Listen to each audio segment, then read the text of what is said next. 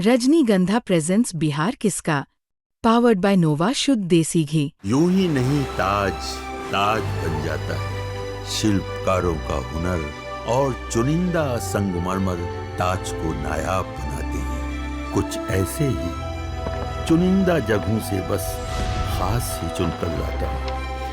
कतरे कतरे को मैं हीरे सा परखता हूँ। यूं ही नहीं मैं रजनीगंधा बन जाता हूँ।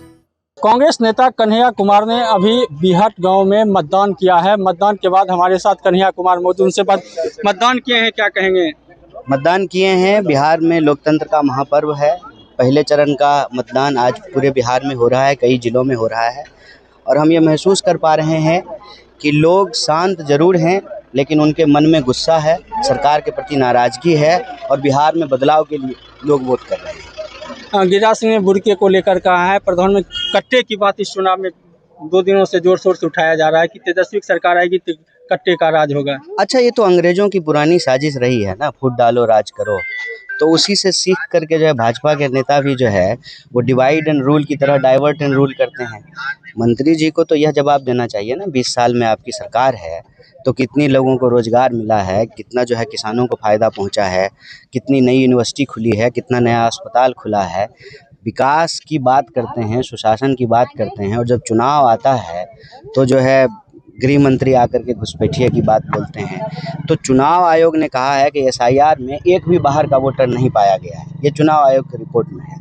तो या तो चुनाव आयोग सही है या तो भाजपा सही है या दोनों गलत हैं।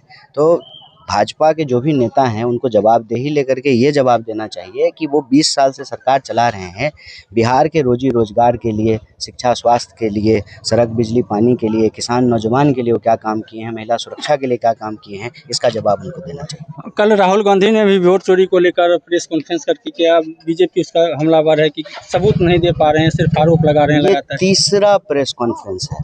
अव्वल तो सवाल हम चुनाव आयोग से पूछ रहे हैं, भाजपा को क्यों मिर्ची लग रही है, भाजपा क्यों जवाब दे रही है।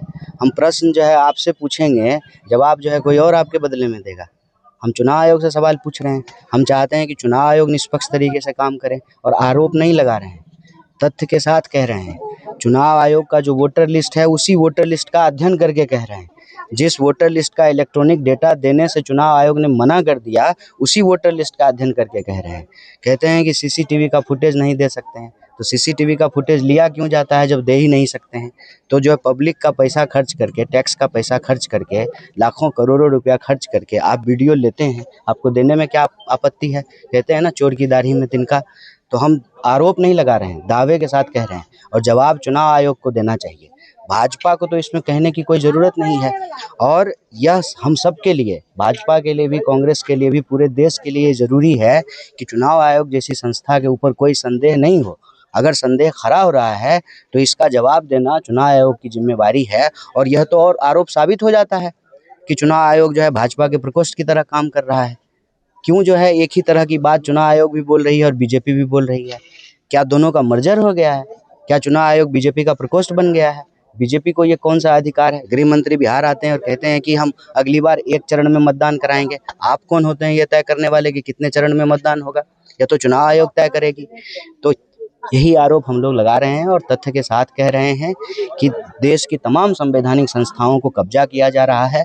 ये लोकतंत्र के लिए और लोगों के लिए अच्छा नहीं है। क्या होगा इस बार? अब दूसरा लोगों से बात आयल तो लगातार चुनाव प्रचार किए हैं, क्या बतिए फिर अब जाइयो न पड़ते। तो निश्चित रूप से कन्हैया कुमार ने कहा कि जो वोट चोरी का जो आरोप राहुल गांधी लगा रहे हैं वह सही है और उसका जवाब चुनाव आयोग को देना चाहिए और लोकतंत्र की मजबूती के लिए इन्होंने अपना मताधिकार का प्रयोग किया है। सौरभ कुमार, बेगूसराय, बिहार तक।